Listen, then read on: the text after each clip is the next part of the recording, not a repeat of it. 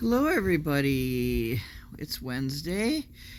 It has been a heck of a last 3 days or so. This little guy here,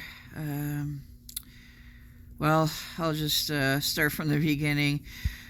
Sunday night or Sunday evening around between 6:30 and 7 p.m., I went to take my garbage out. And my cat is very quick, very like lightning quick, and apparently he must have slipped like out the door, and it wasn't even open that wide. But anyway, I didn't realize Kacey was missing until Monday morning, or I'm sorry, Monday around noon. And I realized that I was kind of out of it, but when I woke up, he didn't wake me up for his food. Yeah, you didn't wake me up for your food on Monday.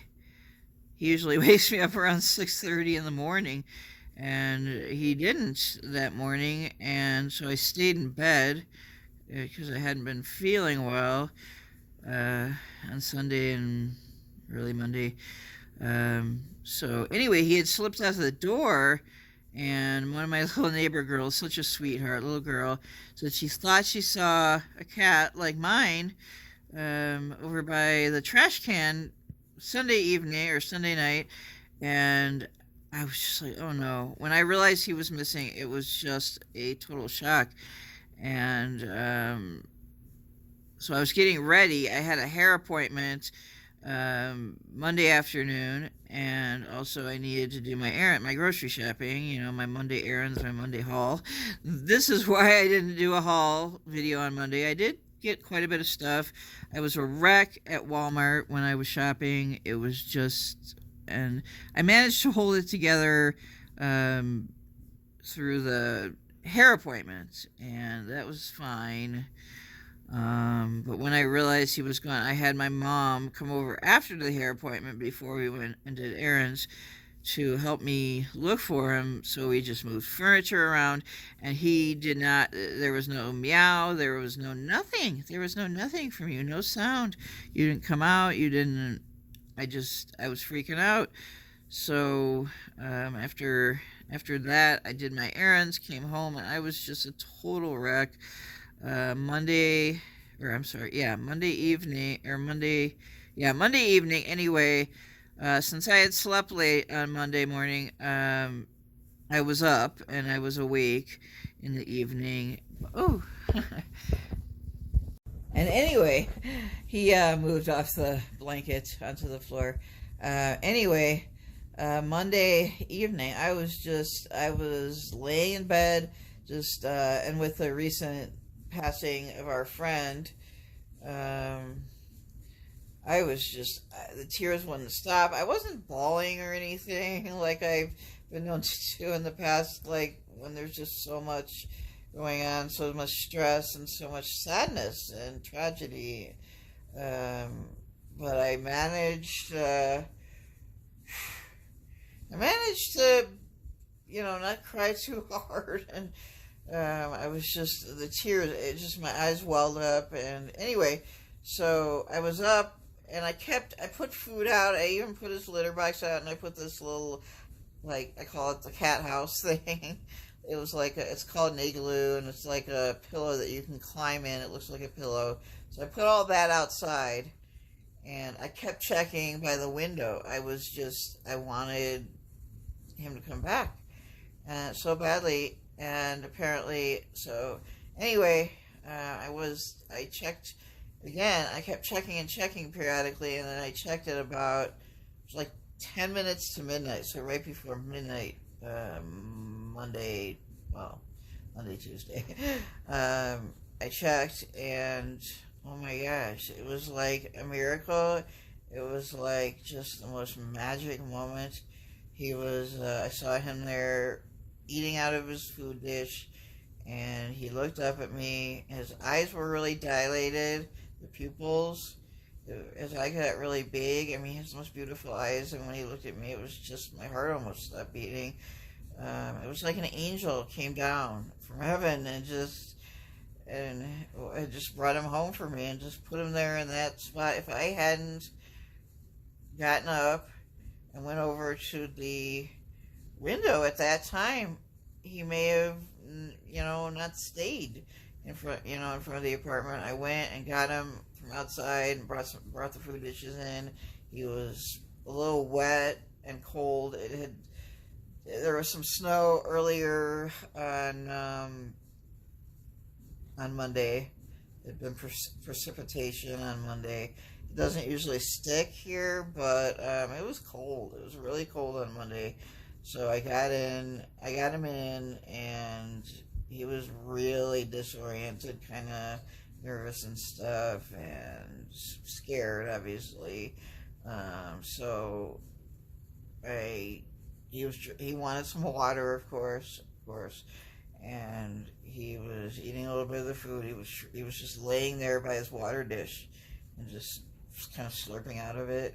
And so anyway, I texted my mom in the morning. I was like, "Oh my God, you came home!" And she gave me all these emojis and happy emojis and hearts and stuff. And but then I was like, well, he's acting different, and should we go to the vet? I didn't know if we'd be able to get into the vet. And they said to bring him in right away. So we did. He wasn't like his usual nervous self when he gets, well, he was growling. Usually gets pretty upset at the vet, but he was just meowing quietly in his carrier. So they ran some tests on him. We waited quite a while. They did some blood work. That was fine. But then they told us, and this just broke my heart, that he had apparently suffered from either a stroke or a heart attack. It was a miracle that he survived and made it home. And that's why he didn't come home right away. Like, he was gone maybe close to 30 hours. And so anyway, he was gone close to 30 hours. And when they told me it was like his heart or he had a stroke, now that's what I think happened, was he had a stroke, just because just the way he was acting and the pupils, and he hasn't acted, he just had no energy, really close to no energy since we brought him home from the vet yesterday, and he's just been sleeping a lot. But anyway, they said there was an abnormality. He might have an enlarged heart. And, I was just like, well, what could I do? So I said, if anything happens to him, I want him to be at home. I want him to be at home with his mommy. I don't want him in a hospital, like a vet hospital or anything. I want him at home with me. And so they were, my mom was like, I have to make a decision. Do you want him at home? And I was like, if anything happens to him, if he passes suddenly, I want him with me. I want him with mommy. I don't want him in a vet hospital and then me not be there with him.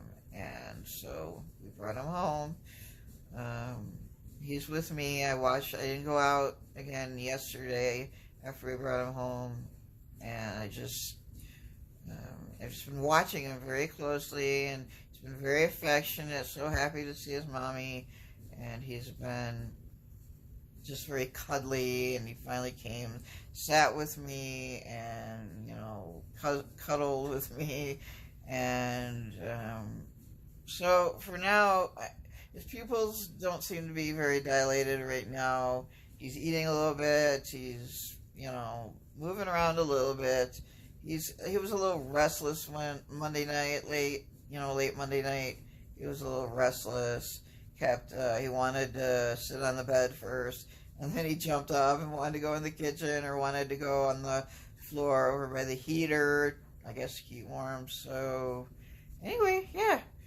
So he's fine for now. I texted my mom this morning and said, gave her an update, and she said, well, it sounds good for now, and she asked some questions, and I was like, okay, so it's good news for now. He's fine. He seems to be recovering slowly. I don't know how long it will take, but I'm just praying, and you all pray for him too, please, that this never happens again, that he maybe could go on for a couple more years. I don't know. We don't know. They said because of his age. That's why, he's 16, he'll be 17. We're not sure exactly when, because he was a shelter cat. I think maybe August or September is his birthday. I don't celebrate it always on the same day just because I can't. But, yeah, August or September, he'll be 17 years old. So he's an old guy. And anyway, so I just wanted to give you guys all the story and an update on his health. And yeah, so please keep your fingers crossed. Please pray. And it's just know, like, there is a God there in heaven, and he performs miracles.